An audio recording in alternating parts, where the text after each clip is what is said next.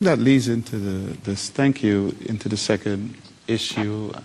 I know one of my experiences, it stands out, is when I'm not praying, particularly for those who work closely with me. It shows itself in that I am more critical of them.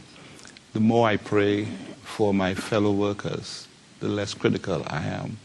God really answers prayers. He helps us in our performance, and we are dependent on Him every step of the way.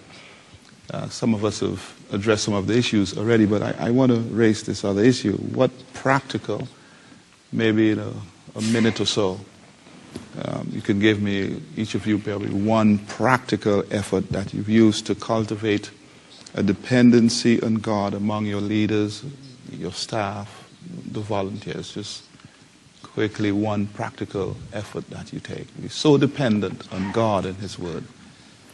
And feel free to... One very practical thing is that we have to look to God to supply all the resources. In our own ministry, we're a totally volunteer ministry, but yet the needs that arise demand money. And so we have to do two things. One is to keep strong relationships within the fellowship of believers, which we can talk about that later on, but that's one thing. And the second thing is that we go to God and we put our situation before Him in prayer. And I guess recognizing that if this is God's ministry, God will take care of it. And so thus far He has not failed.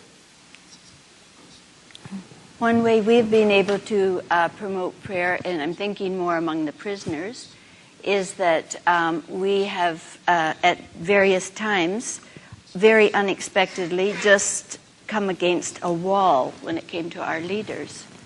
And so the trend in Palau is that you always know somebody, so you always go to somebody and you work it out. But we have purposely waited on the Lord, and we have walked the prisoners through that with us in our meetings and in our Bible studies, and that we have shared. And we have seen the officials, we have seen God release the officials to open up the doors for what God is wanting to do. And we've communicated this very clearly, not only with the board and the staff, the volunteers, but with the prisoners.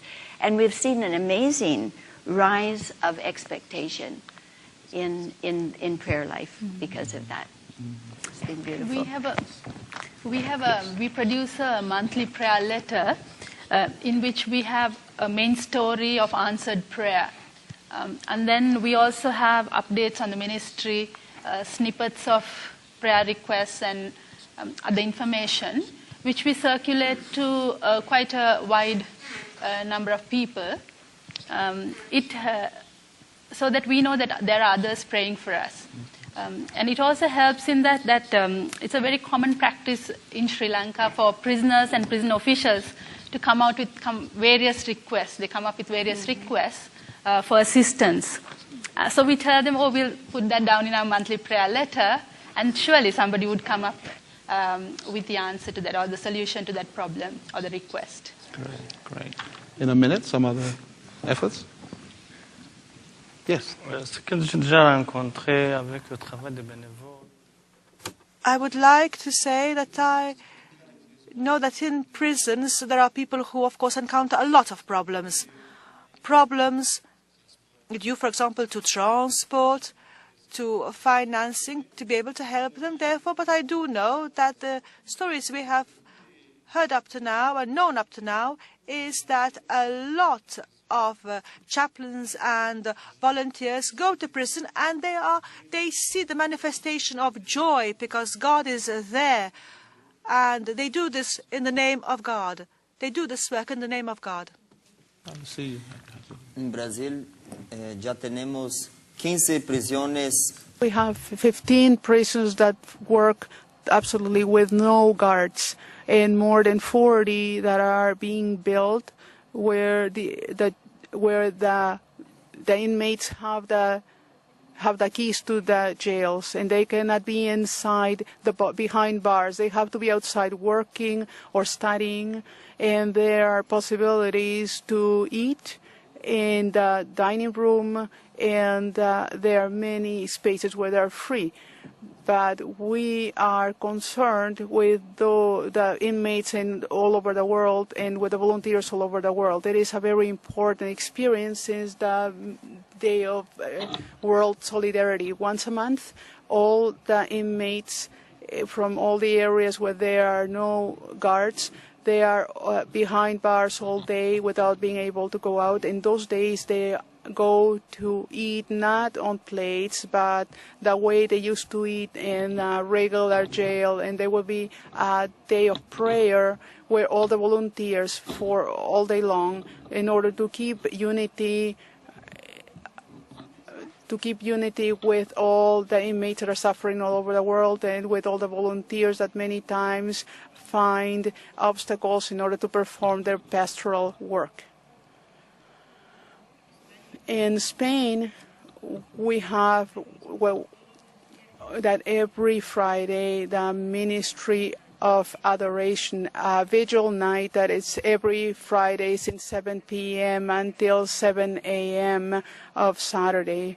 Well, we are doing adoration, worshiping, because we have the Holy Ghost exposed, because we believe that Jesus came to rescue us from the jail of sin, and he stayed with us in order to remain with us in the Eucharist.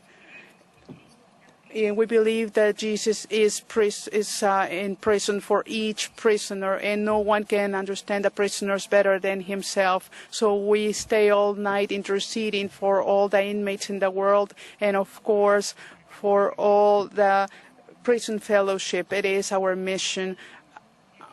In terms of fruits, spectacular fruits or results inside the prisons, jails, we cannot call so many, but we believe that is a grace. And in fact, the name that is given to that vigil was given by an inmate when he was leaving jail. When he got out, he was going to pray, and he was saying, "What has happened to me? I have changed the discotheque for a Christotheque." That means that before when he was out of jail, he was going to get drugs, to hang out with women, he was going to steal, and when he met Jesus, he was going to spend his days, his free Friday in adoration throughout the night. Thank you.